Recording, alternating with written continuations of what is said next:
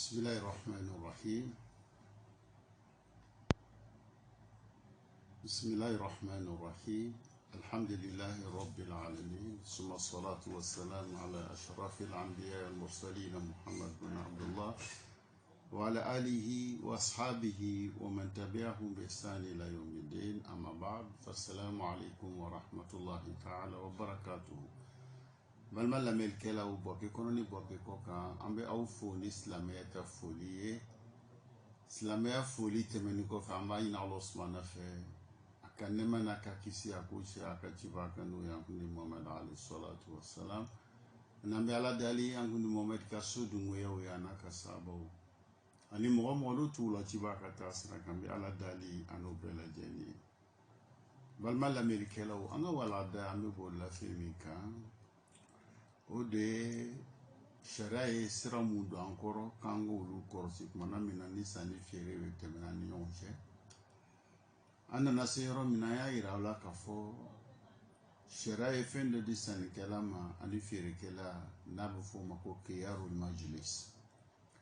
k'aw fila to sanni feere la. A ye fɛn san aw ni ɲɔgɔn cɛ, a ye fɛn feere aw ni ɲɔgɔn cɛ. O feere kɔnɔna la feere kɛla ka ban bɛnkɛlaw ni ɲɔgɔn cɛ, wariw yɛrɛ bɛ se ka di sannikɛla ye wari di feerekɛla ma. An ko sannikɛla ka wari di feerekɛla ma, feerekɛla ka wari minɛ sannikɛla fɛ. O tɛmɛni kɔfɛ sariya y'a yira aw la aw fila bɛɛ bɛ se k'aw ka feere dabila walima ka sanni dabila. O bɛ kɛ ka bɛn mun ma, o bɛ kɛ waati jumɛn, an y'o kuma b'o ɲɛfɔ aw ɲɛna. An y'a yira aw la k'a fɔ sariya ni kunna kuma tɛ, sariya ni miiriya kuma tɛ, sariya ni ne b'a yela ta o tɛ. Sariya ye fɛn de ye Ala min ka diɲɛ dan, ka diɲɛ ni kɔnɔko kan ka tɛmɛ cogo min na, ni k'o latigɛ ka cidenw ci ka kitabu dɔw ma ka na sira don o kɔrɔ, u ka o ɲɛfɔ o kɔmɔgɔw ɲɛna aw ka nin kɛ tan, n'a ye nin kɛ tan a bɛ se ne ma seko ɲuman na. Aw fana ka laɲini dɔw ye n bɛ min ɲini aw fɛ. N'a fana ma kɛ tan a tɛ se ne ma seko ɲuman na. O sira mun don la an kɔrɔ ka bɔ cidenw fɛ, o de bɛ ka lakali aw ye k'a yira aw la sanni feere min n'an b'a kɛ la an ni ɲɔgɔn cɛ batolow, an bɛ baraji sɔrɔ la n'an y'a k'a kɛcogo la. A fana tɛ kɛ bato ye n'an ma k'a kɛcogo la. An bɛ Ala dali, an b'a ɲini Ala subhanahu fɛ o faamuya ko ɲuman k'o nɔgɔya ni aw ma ya rabbi Ala m'o kɛla an bɛɛ lajɛlen ye. An y'a yira aw la k'a fɔ sanni feere tɛmɛnen kɔfɛ aw bɛ se k'a feere kɔsegin waati jumɛn kumana min na n'aw bɛ ɲɔgɔn kan aw ma wuli ka bɔ yen. A ye sanni feere kɛ k'a to sigiyɔrɔ min na, n'aw ma fara ɲɔgɔn na, n'aw sigini b'o yɔrɔ kelen na, n ko feere bɛ se ka dabila sannikɛla fɛ, feere bɛ se ka dabila feerekɛla fana fɛ. Ni aw sigila sanni feere kɔfɛ lɛri kelen don wa, lɛri saba don wa, lɛri 10 don wa, n'aw yɛrɛ fana bɛ mobili le kɔnɔ ka bɔ yan fo Dakar, n y'a dɔn o ka jan, aw ma fara ɲɔgɔn na, a bɛ mobili kɔnɔ aw ma fara ɲɔgɔn na, walima aw yɛrɛ bɛ avion de kɔnɔ aw bɔla yan fo Faransi, n y'a dɔn o ka jan, n'aw kɔni ma fara ɲɔgɔn na aw bɛɛ bɛ se k'a ya sanni feere dabila. Nin ye sariya de ye, anw ka hakilila tɛ filɛla nin na. N'an kɔni ko an bɛ se Ala ma seko ɲuman na, ka o bɛ kɛ cogo di ka Ala ta dɔn ka Ala ta kɛ. A bɛ f'o ma ko khiyarul majlis, yani sugandili k'o di feerekɛla ni sannikɛla ma kumana min na aw bɛ sigiyɔrɔ kelen na aw ma fara ɲɔgɔn na. N ko sariya yɛrɛ de ye nin kɛ. An bɛ Ala dali o faamuya k'o ɲuman k'o nɔgɔ ne ni aw ma ya rabbi Ala m'o kɛra. Izan o khiyaru ni sugandili ni sariya y'a d'anw ma ka bɛn ko dama dama ma, yani sigiyɔrɔ ni sannikɛla an ɲɔgɔn cɛ sigiyɔrɔ la, an bɛ sigiyɔrɔ kelen na. Sariya y'a yira n na k'a fɔ a bɛ ɲa. Donc fɛn dɔw bɛ yen bɛnkanw don an ni ɲɔgɔn cɛ, mais o bɛnkanw olu senbɔla nin na nin tɛ tali kɛ ko bɛɛ lajɛlen na a bɛ tali kɛ ko mun na an bɛna olu le ɲɛfɔ aw ɲɛna n'an ye olu lɔ sisan an b'a dɔn k'a fɔ fɛn min ni olu ma kɛ kelen ye a tɛ kɛ olu la an karamɔgɔ bɛ min fɔ la an ɲɛna ka bɛn ni maaw dɔ ye al-uqud allati yasbutu fiha khiyarul majlis bɛnkan mun bɛ yen ni sugandili ni sigiyɔrɔ la n'o bɛ bɛn aw ni ɲɔgɔn cɛ an karamɔgɔ bɛ na ka na o de ɲɛfɔ an ɲɛna qala rahimahullah yasbutu fil bay' أي يثبت خيار المجلس في البيع كما قلت له يعني كما قلت له يعني قلت لمن للمشتري أو للبائع بعتك سيارتي أو داري أو مزرعتي أو كتابي أو قلمي أو ساعتي أو صوبي إلى آخره sanikɛla ko feerekɛla ma ou bien feerekɛla le ko sanikɛla ma n bɛ ya kitabu ni feere ma n bɛ ya mɔbili ni feere ma n bɛ ya dugukolo ni feere ma n bɛ fɛntigi sina ni feere ma o min bɛ kɛla aw ni ɲɔgɔn cɛ an karamɔgɔ ko fa yasbutu fi jami anwa'il buyu fɛn fɛn n'o ye sanni feere ye a kɛla fɛn sugu sugu ye n'o le kɔni bɛ tɛmɛ aw fila ni ɲɔgɔn cɛ sannikɛla lo a feerekɛla lo a bɛ fɔ fɛn fɛn ma ko sanni feere ko sugandili ni sariya y'a ladaga aw ni ɲɔgɔn cɛ donc fɛn dɔ a ɲinini bɛ aw fɛ aw bɛ se k'a kɛ aw ni ɲɔgɔn cɛ sawo kana bay'an mutlakan o feere ni n'a kɛla feere yɛrɛ le ye wa walima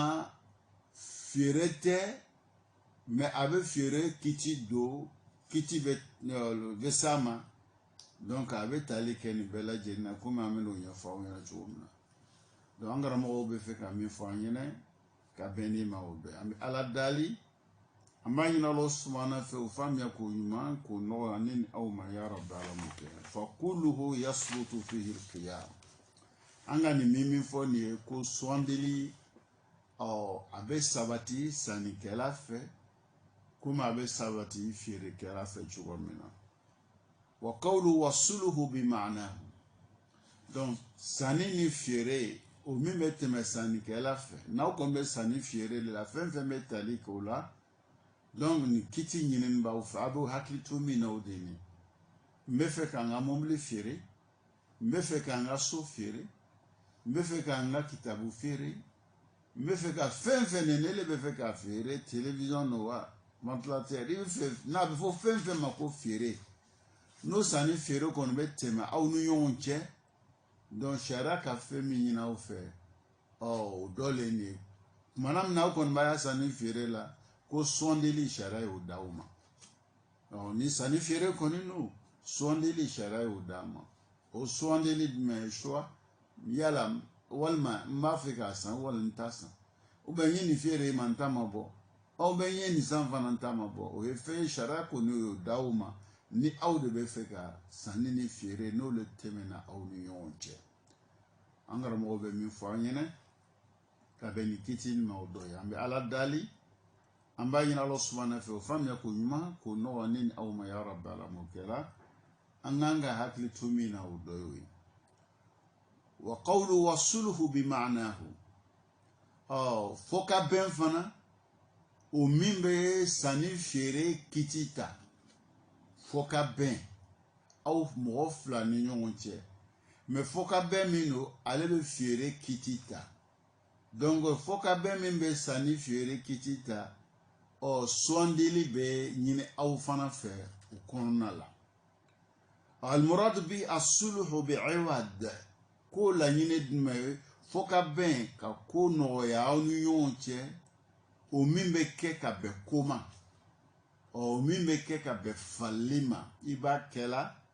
mais ko dɔ le bɛ d'i ma a kunkɔrɔ n'o de ye iwadu ye donc fɛn dɔ le fo ka bɛn no mais ele bɛ fo ka bɛn min kɛra fɛn dɔ le bɛ d'i ma ka bɛn i ka fo ka bɛn nin ma donc fɛn min bɛ d'i ma ka bɛn fo ka bɛn nin ma o bɛ don sanni feere kiti kɔnɔna la لأن السلوح يكون أحيانا بعوض وأحيانا بدون عوض ما دو فوكا بني avec kodo be koson ma do avec fana fente ka akofali aw be ben kofali be ke benina ma do fana kofali tala ko foka bembe klanga ta claro flamina odoyini misali bolo ma mo fla balman fla signyon fla olu bla la nyona o no bla la nyona do be nakana benke onu nyonche o bente ke la kokama fente bola fente dila ka o benke donc il faut ma ko suluhu bila iwad au bena au ka foka benke karsani karsache balmo no signyon no furunyon ma no barake nyon onanyo abe foka beminke aleteke o kokama ningwa teke kokama fendo le terminana au flado kelen fe pour que foka benye sabati aniyonche oye kele donc ate do le kononala a nyininche amfe olela mais foka bendo be obeke ka be koma donc ole be sani fiere kiti abe tali ke olela angara mo be mi fa yana ka be ni ma odo o famia ko nyuma ko no nini aw ma ya rabbi ala mukela angara mo olu be fele ka kuma fa yana se ka famu ka se ka wuli ni la yinuye olo ko so no kumana o be misali fo yana misali min ba to amba famu ka fo la yini yemi ya mi se ko famu angara mo be na no misali misalu zalik لو أن الرجلين اختصما إلى قاضي فقال أحدهما لصاحبه تنازل عن حقك أعطيك كذا أنغرا مغوكو نصر مغفلة أو مغفلة أولي نيون كيتي نيون يا كيتي تيغالا في أو كيتي لبو لولو نيون كيتي تيغالا في أو سلا كيتي تيغالا في كيلنغو أبالمان شما أو كارسا أو إيكا حكي من بنانيه mbefe o hakeni eki isembo hakoni na nebe fentis nandima no isembo ala me fentis nandima angara mo be minke ni misaliye amisika fam chugwa mina misali bolo mabuka wa fam soko le temena ele ni doche ube mombili ko temena ni doche ube furu kube ini doche ele ba foyi to yonche o yene karsa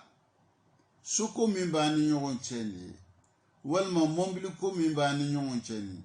mena wa keme dima walma mena million kelen dima okuma pour que ika hake ni eke isembwala meu babi ni isembo hake mimba ni yonche ale bi isembo la kabe muma elle veut voir dans le dila le ma pour qu'elle sembo ala donc o war mi be dila ni o be dila ka be kodo le ma kodo kungoro ay fo ma asul bi iwad donc foka ben kela kodo falile koson iko kuma min fo ni ye soandi libe do aw ni nyonche ola ika kuma fo ko fe be sika fo karsa ne kungo ngome na ni di ni kotigi sina ni koropu ke ele sembala anyi ni ko ni dabla ni nyonche menta mabotu wal makarsa ne kungo kungo ke be na wa keme mi di wal ma milongele ni dini pour que ne ni ko ni dabla da ne gunsona mfana ta mabo lo angara mo ko abedo komina odoyoyi abeke aniyonche sani firela abeke aniyonche fa foka bena foka bemimbe o falibe mina o mimbe kela ko kuson fembe dila ka be mima langra mo be mi fanya na ka be ni mawdu ami ala dali o famya ko yuma ko no nini aw ma ya rabbi ala mukela idan anga sharia de ni nous faut qu'on anga do un bon ere kalama anga fotaw nanga ketawla an bo an yɛrɛ kalama sariya bi k'o sara de don an kɔrɔ an karamɔgɔw fana u bɛ k'o le wala an ye ka bɛn ni kitiw kumabaw ma law ana rajulaini ikhtasama ila qadi فقال أحدهما لصاحبه تنازل عن حقك أعطيك كذا أو يقول أرضيك عن الحق الذي لك بكذا أو هذه 1000 ريال أو 1000 أو أكثر وتنازل عن دعواك أو عن حقك الذي ثبت لك فلما اصطلح على هذا المبلغ فالعلف مقابل الحق فيقول حينئذ كبرت فهذا الصلح بعباد أنغرام غوكو كما هي مثال فوتشوكو مينا كوبيني كارساتشي أو سلا فوكا بين كلاما كلا كيتي تيغلا ونانيو ناو أو كارساكا حكا من بيفا من انديما بوكا إليه سموالا والما كارسا من انديما أو فين بانيو انجي أو كما يتوني أو ناو بناو بنكانكا أو إليكو أنسونا donc o kiti min fola langara mo ko fa hada sulhu bi iwad wa fi hukm al bay ko be sani fere kiti konnala la'ana al bay takunu fihi al alif muqabil al sayara o ko fere o be ke mombili kostun ko ya koson do be wakelendi wa kema ibo di pour que mombili be tuebolo wal me be wa kema di du ko lo be tuebolo o nanyo shu donc فكما أن المال يكون في مقابل الحق العيني إبه وارمي إبه تاساني كله إبه وارمي بوا وارني إبه ديلا إساني كله إبه ديلا تلفزيون تيجي مبوك إبه تلفزيون نتا والمي إبه ديلا دوكولو تيجي مبوك إبه دوكولو نتا بكلا كو دوني فانا بو تشوغولا كما أنكر موبا فلان ينا تشوغونا ni أوفلا بيجينا نو بارتا كلي ثم إنه قبل أن يفترك معه أو بناء كموتا فولي لكو سبت يعني يونجي أو سنغتو أو يفرن أو ما فرن فولو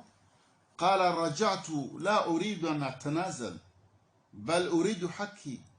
أو سنغتو ألو يفرن كلمكو أكرسا نغمين فونتا مبوماجي دون مي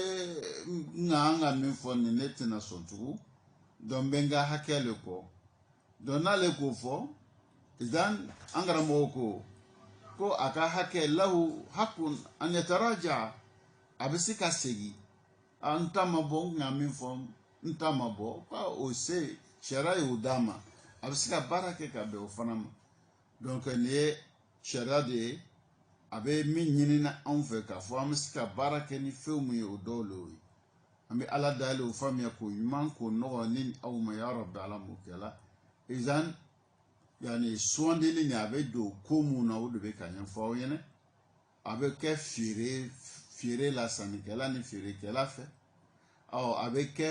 foka ben mi ni fembe bla akungoro abe do la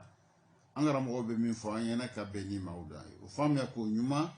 ko nogo nin aw ma ya rabbi ala mukela ambele jeni وقف أنقر موكتو قال رحمه الله والإجارة وهي بيع المنافع فلو أن الرجل جعل صاحب عمارة وقال لو أريد شقة تؤجرينيها السنة أو نظر فيها فعجبته فقال بكم تؤجرها فقال أؤجرها ب10,000 فقال قبلت فتم عقد الإجارة بينهما فلو جلس 3 ساعات أو 4 ساعات ثم قال لا أريد رجعت عن استئجار هذه الشقة فهذا من حقه ما دام أنهما في مجلس واحد وليس لصاحب الإمارة أن يلزمه أنغرا موكو سواندي لفنا أبدو كتي ميناتو أو de location أمي فمون لوي نيوما يعني par exemple misali bolo mangara mo ba fanyine ele tagala doya luye iko ibata fe ajale iko ibata luanzela ikati na akwa ba luye ma sankono wa tan ube sankono wa mu au bena benka mi masa kara war suwe donc o benga min la tigela nu nyonche no de wa mu wa tan i ko i b'a ya so san so i bɛ don a kɔnɔ location na o ijara ni o le ka fɛn nafa ele bɛ nafa ne sanna ngoso ale ka lu lɔ o lu nafa ni e bɛ fɛ k'o le san ka to a kɔnɔ san kelen a ko 10 wa 15 wa 20 wa donc o bɛnkan min bɛ aw ni ɲɔgɔn cɛ san kelen walima yani san 2 lo wa kalo 6 lo komi yɔrɔw cogo tɛ kelen an karamɔgɔw b'o le ɲɛfɔ an ɲɛna ka bɛn nin ma nin yɔrɔ nin na an bɛ ala dali o fɛn min ko ɲuman ko nɔgɔya an ma ya rabi ala m'o kɛ la izan ni aw nana bɛn k'a fɔ yani n b'a san i bolo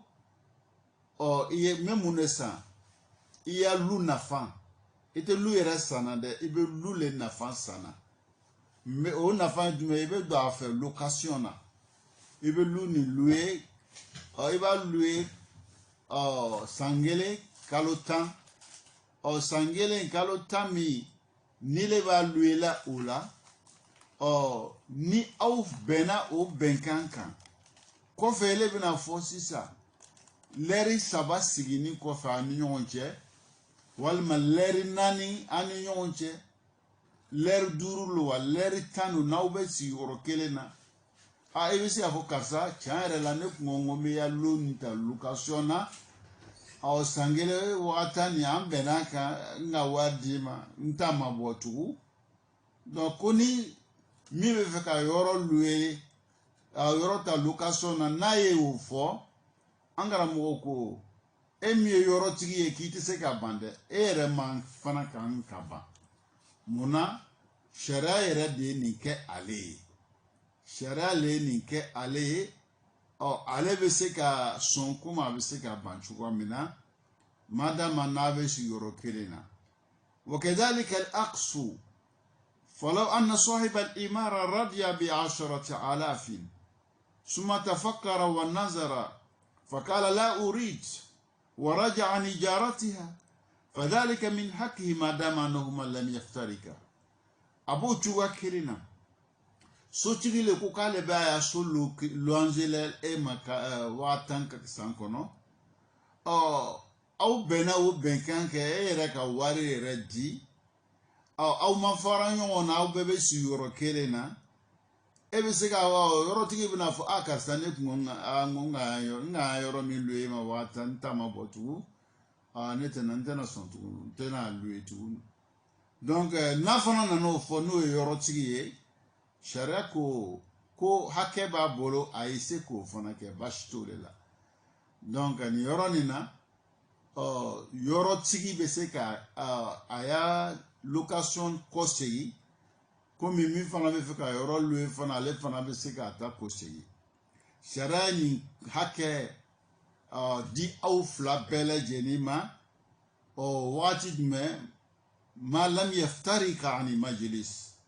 na aw ma bɔ majlis al-aqd aw ka bɛnkan kɛ aw ni ɲɔgɔn cɛ sigida min na n'aw ma fara ka bɔ ɲɔgɔn kɔrɔ donc lɛri 3 lo lɛri 10 lo donc nin bɛɛ lajɛlen bɛ ɲa sariya ye min fɔ an ɲɛna ka bɛn nin ma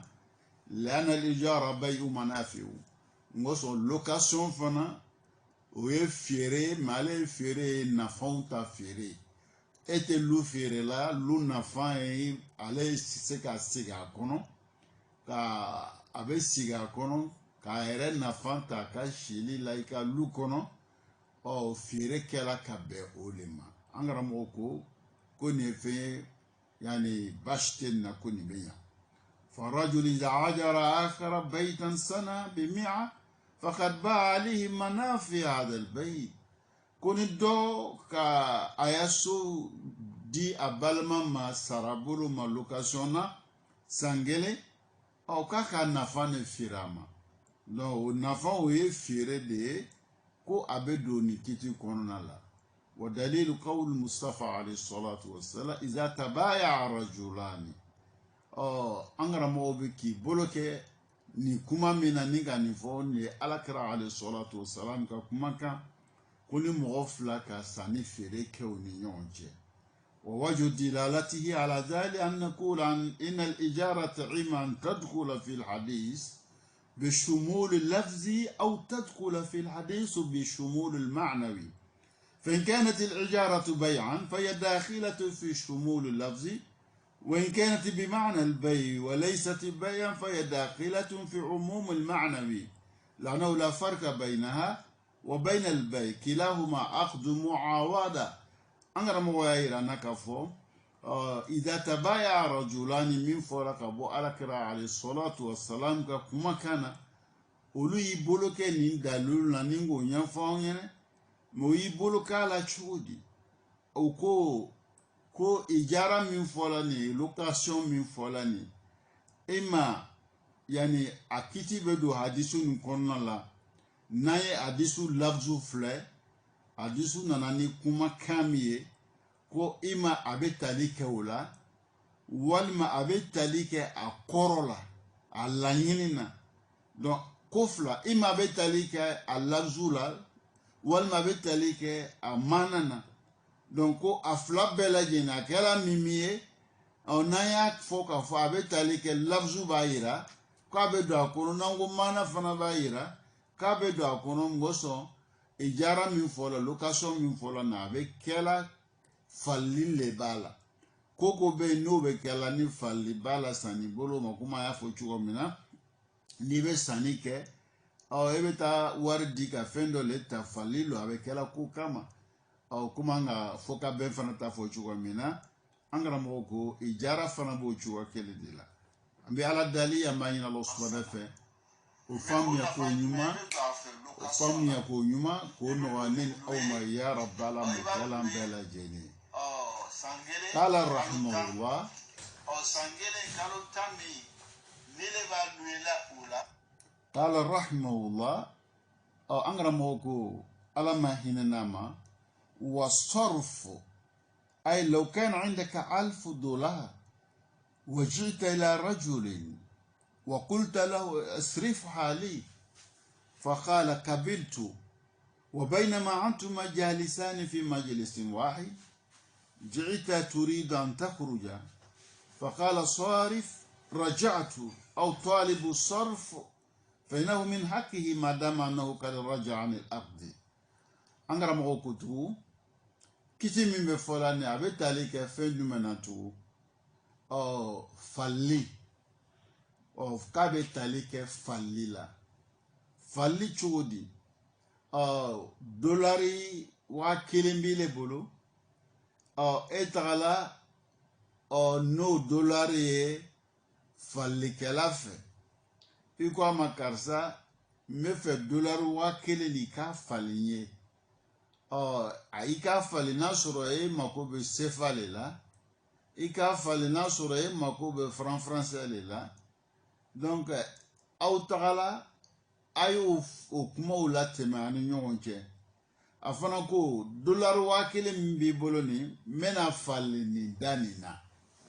walma français le bi bolo amena fali ni danina walma sefale bi bolo amena fali ni danina.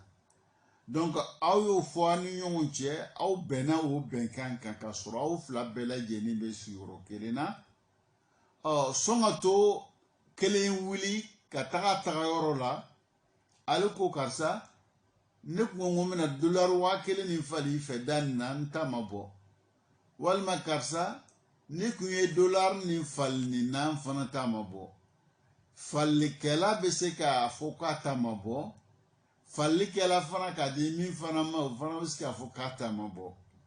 an karamɔgɔw ko nin ye hakɛ ye sariya ye nin di aw fila bɛɛ kelen kelen ma madama aw bɛ sigiyɔrɔ kelen na madama lam yaftarika n'aw kɔni ma faran fiyewu donc ni baasi tɛ ninnu na wa yajibu alayka an taruda n'o kɛla don a ya dolari 1000 min n'a ye o fali i fɛ a bɛ diyago i kan i kana banda i b'a d'a ma i bɛ se i b'a d'a ma n ko sɔn a ko a ta ma bɔ kana fɔ n k'a fali i ka wari bila i kun ça fait 2 heures du temps ou 3 heures du temps mais ma kuma sisan la o t'a la dɛ nin de ye sariya ye n balimaw ala min k'an dan k'an bila nin ɲɛnamaya nin kɔnɔ ango nyana main fana la jarabili lo o la jarabili mino kodo be kila be la jarabi no de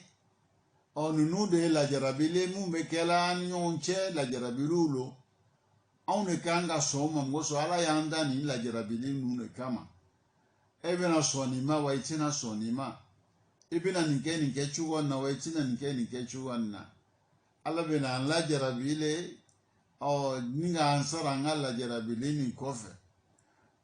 abekela ka be mima ode alhayat ibtila wal maut ibtila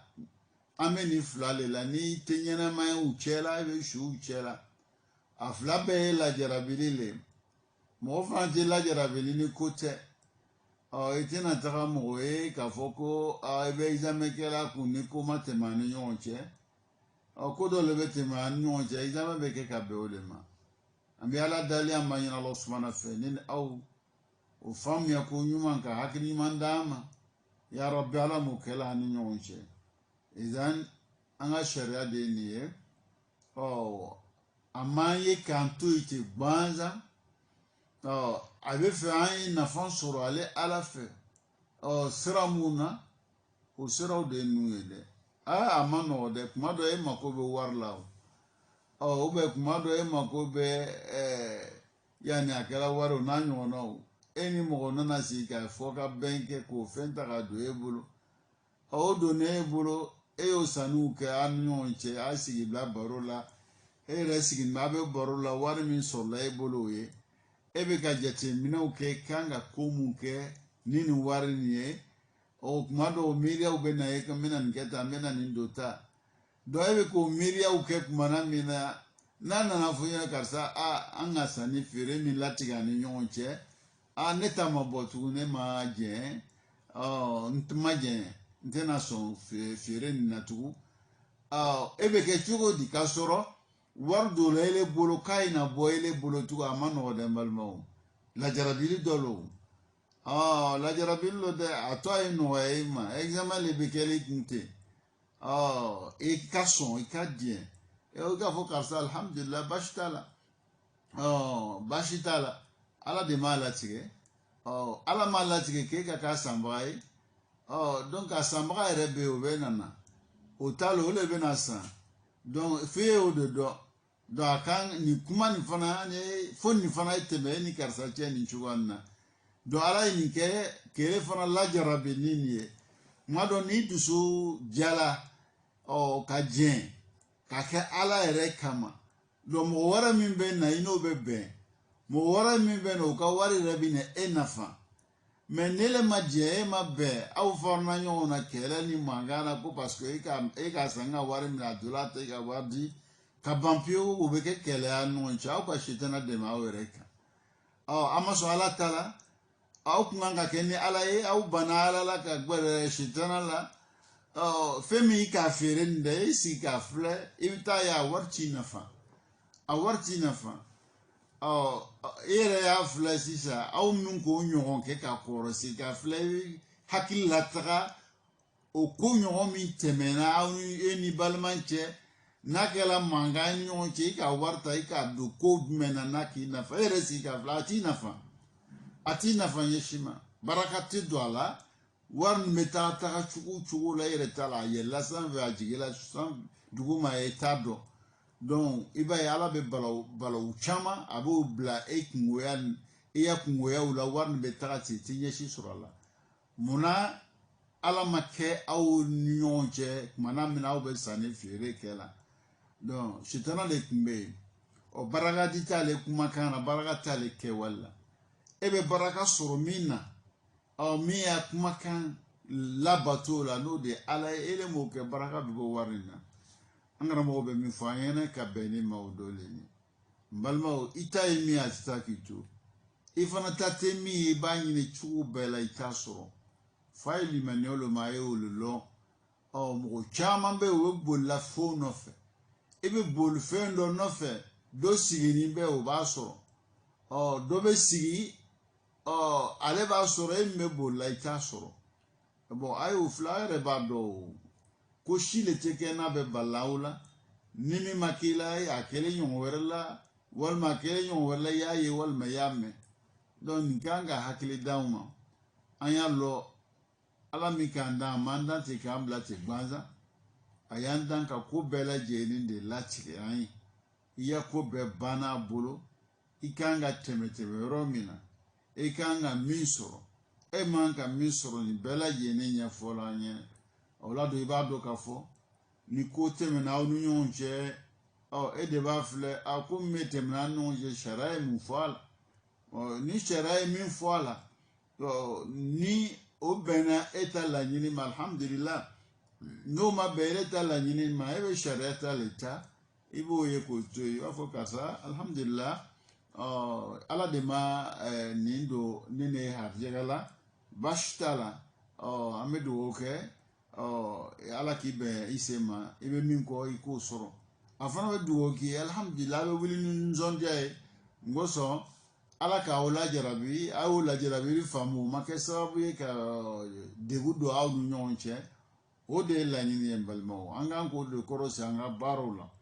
anga mo be min fo anga ka be ni mawdo ambi ala dali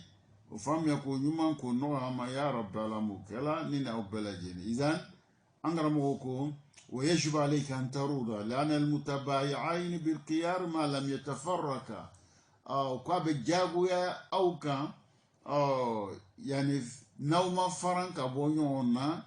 أو بس يوروكيرنا بلا جني بسيكا آيا ساني فيري دابلا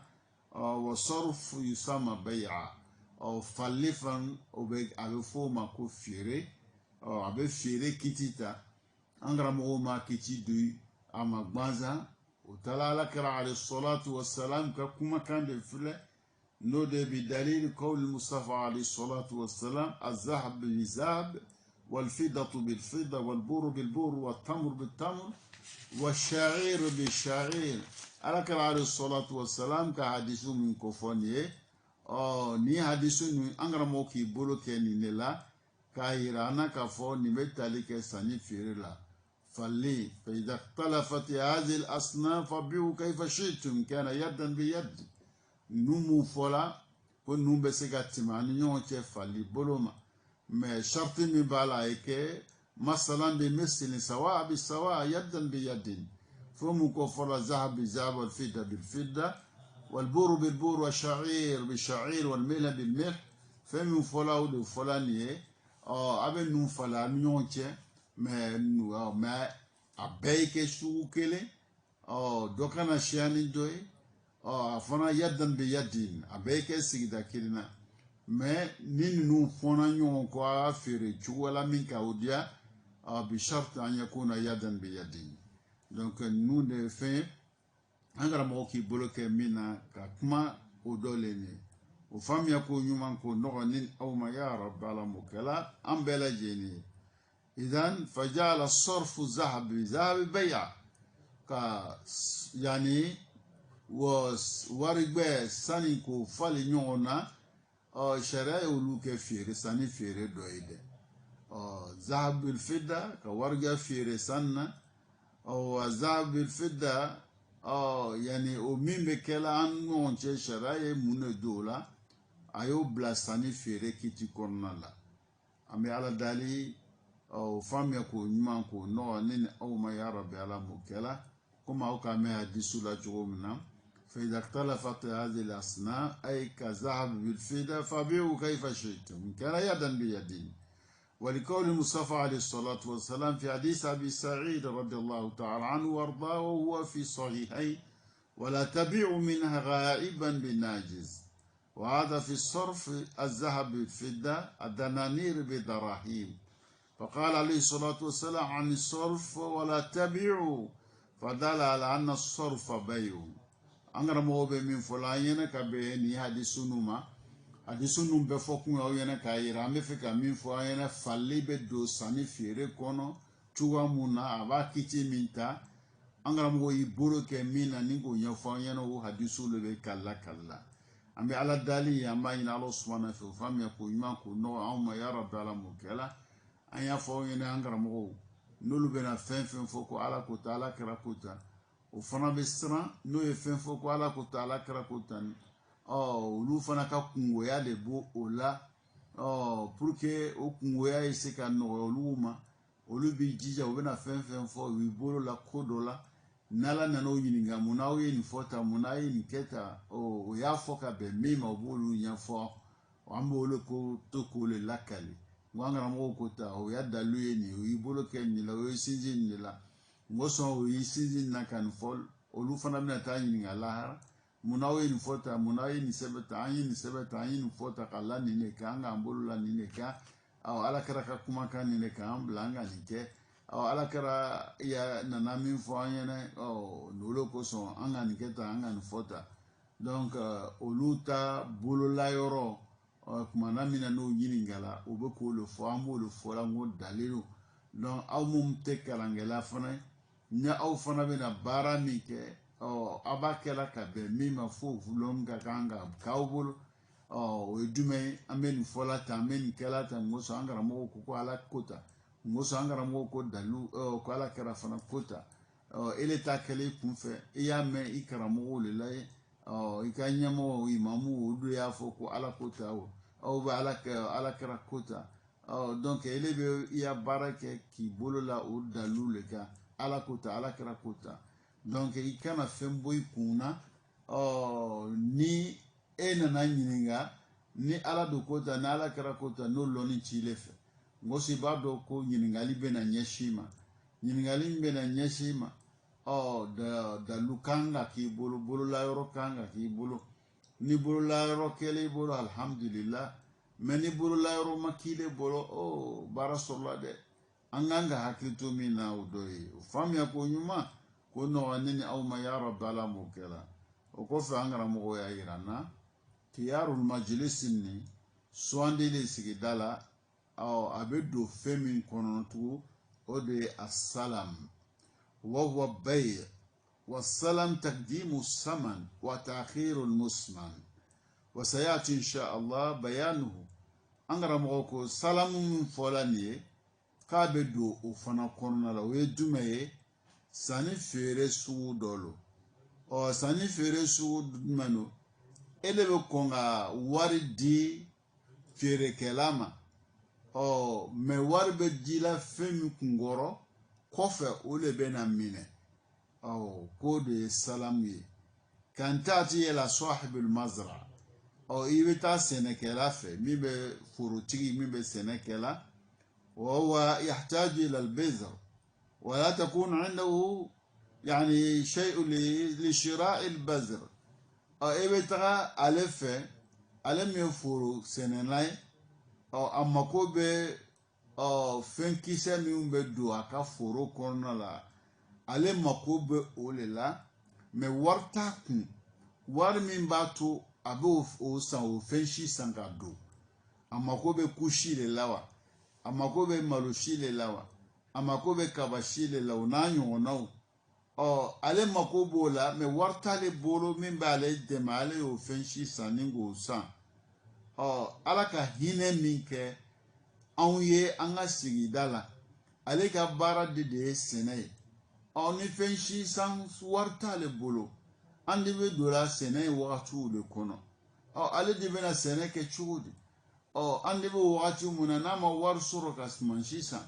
ni k'o don dugukolo la o kɔrɔ de sa k'ale ka samiya tɛna diya la ale tɛna se ka sɛnɛ kɛ n'ale ma sɛnɛ kɛ a bɛna a ka ɲɛnamaya kɛ gbɛlɛya la ale yɛrɛ ka ko dɛnni b'a la muso ni denw mun fana dɛnni b'a la u ka ko b'ale kunna i b'a a bɛ gbɛlɛya sɔrɔ a ka ɲɛnamaya a bɛ gbɛlɛya sɔrɔ o la o la don sariya ye mun kɛ sariya ko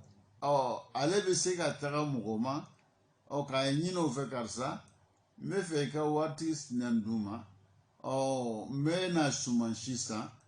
n bɛ na a suman d'i ma wagati da nin na wagati sinɛ nin na kilo hakɛya nin na donc ni e bɛna suman min kɔ segin a ma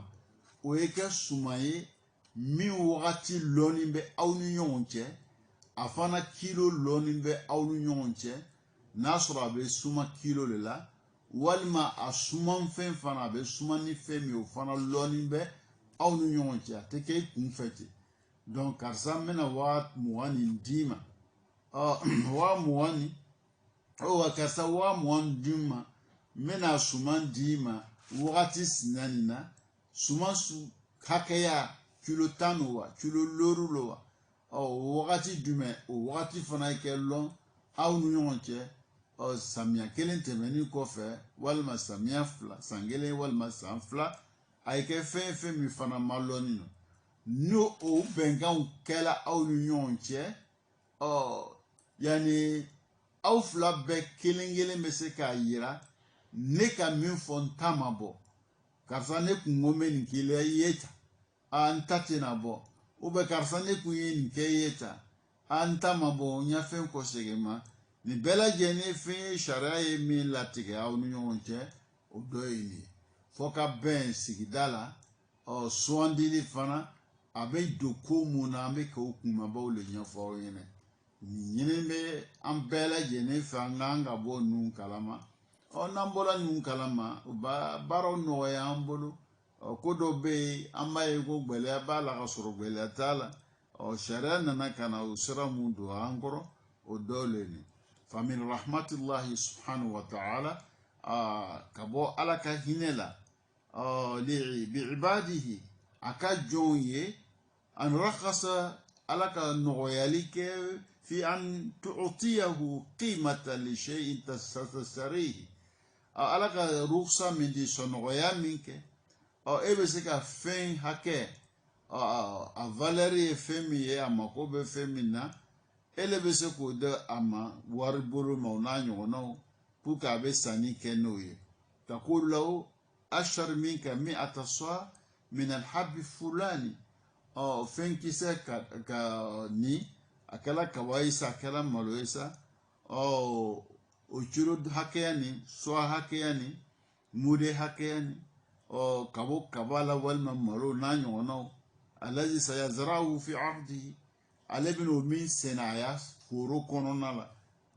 ila ajalin ka taa se wagati ma fa ataytahu almablagh lika kilo ma'lum e k'o wari d'a ma ko dɔ kama fɛn jumɛn kama kilo hakɛya min lɔnni bɛ n'a bɛ suma kilo la aw wazun ma'lum walima sumanikɛla min fana lɔnni bɛ ila ajalin ma'lum ka taa se wagati ma fana wagati min fana n'o ma lɔnni bɛ aw ni ɲɔgɔn cɛ ni sariya bɛ min ɲini an fɛ n'o ye kɛ ko ye min ma dogo a bɛɛ ka kɛ fɛn ye min ma lɔnni bɛ aw ni ɲɔgɔn cɛ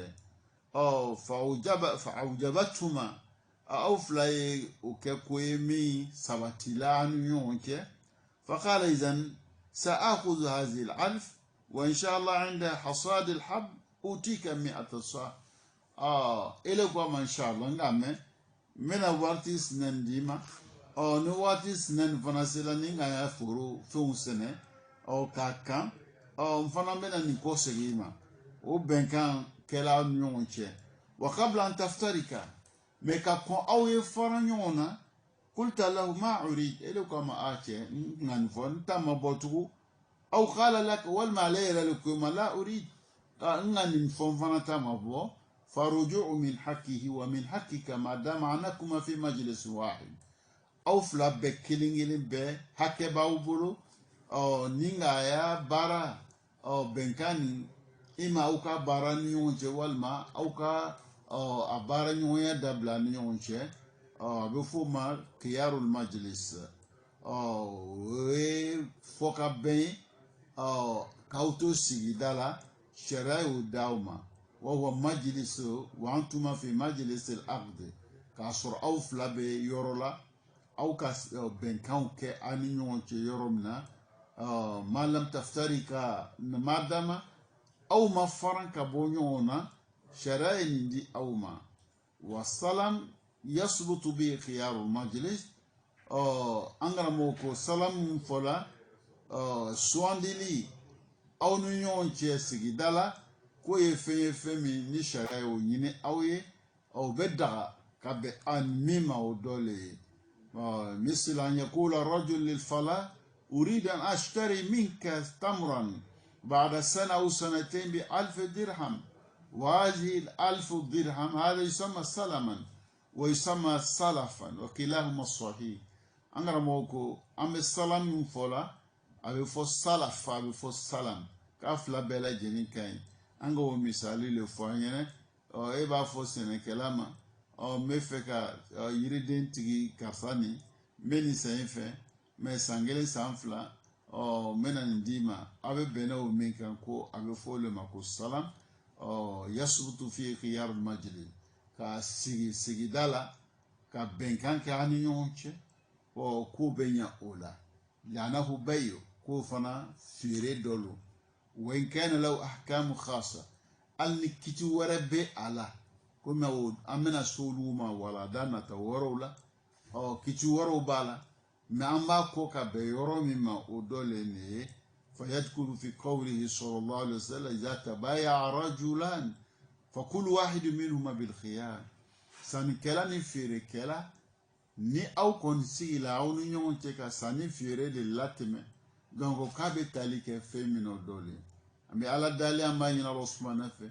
o fam ya ko nyuma ko no anini au ma ya rabbi ala mokela idan sani fiere kiti konna la no sharaka kiti mu wara mundi ni au ngan kulu le korosi ani nyon che o kuma ba dole nui ka irana fendo be ni kuma min fola ni kiti mu fola ni ate tali ke fen bela jenina ka fo nini karsa an sigila an bena beni ko fe ebi ya aw bena benka mi ma ile bi tawuli ate ke fen bela de fay hakil tole la abe ke femuna angolu le nya fo ngene fen be na ube sigi ka benka ma ka ko teme ani nyonche no le be tali ke sani fiere la kuma be bolla ole kan me femun be na ube sigi ka be o kan no o koro o la nyinu famia ni be no te do sani fiere kona la ni kiti te de oluma fanyo le lo donc ami ala dali o famia ko nyuma ko no ama ya rabala mokela ni ba yira na ka fo sharia etis ka fembo yere la ka ke ni ma nyanyin o ebita ye o kiti mi damandama mi folo o dani be ko damandama ma na bolo la ko waro mun bena ni benkan no fana na te tali kela o le fana kasha donc a yira la dina ni kuna kote dina ni ne talo usa o yalo akanga ke totala donc ala le ka adama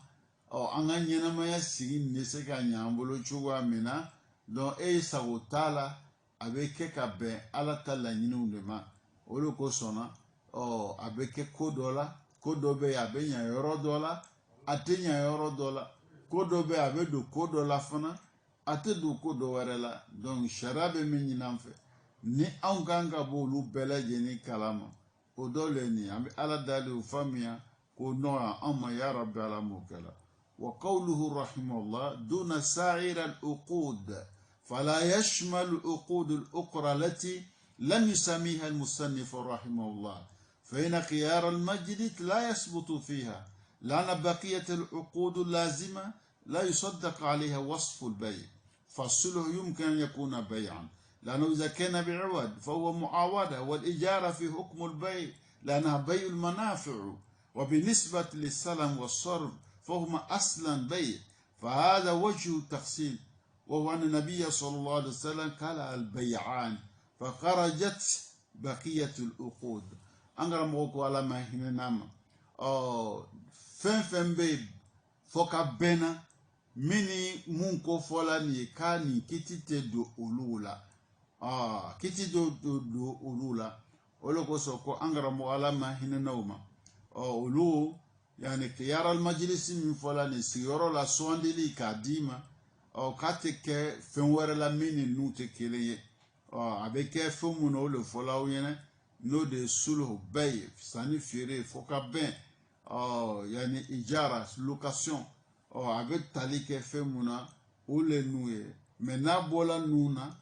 kati tali ke onyon werla fal khiyar yaktasu bi hadha an-naw' min al-uqud sondili avec do avec tali ke femuna ulule ko fola aw nyena ni ولا يشمل عقود الأخرى أتتاليك وفنورو أتدولو لنشما فلا اقترض منك 100,000 ثم قال لك هذا المال رهنتك مزرعتي أو داري وقبل أن يفترك قال رجعت عن رهن فلك أن تقول ليس من حقك فإن الرهن يعتبر لازما أنغرا موكو مثال بولما فنورو بي nini kitite ta olula a kitite do olu konala angara mo be na kana o misali fo anyene ko misali boloma nile fendo juru do dola juru temena ni karsache akala fen suwesa seneka fe o nanyo na o juru dola ni o temena ni yonche ena na fo yana karsa mendima menidima ta mais me fentigi sinani ka garantie